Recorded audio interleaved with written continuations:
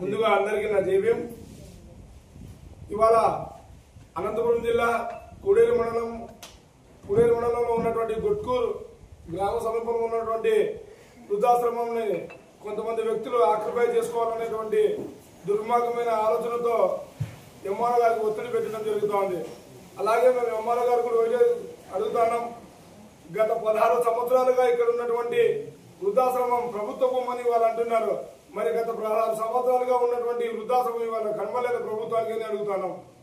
నేను ఇందా కూడా అదే చెప్పి ఆయనకి వచ్చిన తర్వాత సీఏ గారు కూడా అయితే తెలియజేస్తున్నాం. మీరు ప్రోటోకాల్ ప్రకారం ఏదైతే రూల్స్ అండ్ రెగ్యులేషన్స్ ఉంటాయో దాన్ని పాటిస్తే బాగుంటుందని జేపీరావు భారత పార్టీ తరఫున ఈ కుడేరు సీఏ గారికి కూడా మేము హెచ్చరిస్తున్నాం.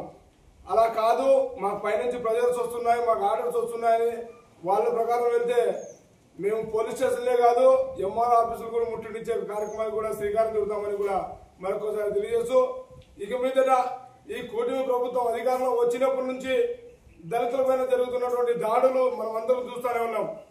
అలా కాకుండా ఇక్కడ వెంచర్ వేసినటువంటి సందర్భంలో కూడా ఈ వృద్ధాశ్రమాన్ని కూడా ఖాళీ చేయించి ఈ వృద్ధాశ్రమంతో ఖాళీ చేయించి ఇదంతా వెంచర్లు వేసుకొని అక్కడ అమ్ముకొని అధికారులు డబ్బు సొమ్ము చేసుకోవాలన్నటువంటి దుర్మార్గమైన ఆలోచన మారకుంటే బాగుంటుందని కూడా ఈ కూటమి ప్రభుత్వానికి హెచ్చరిస్తాం.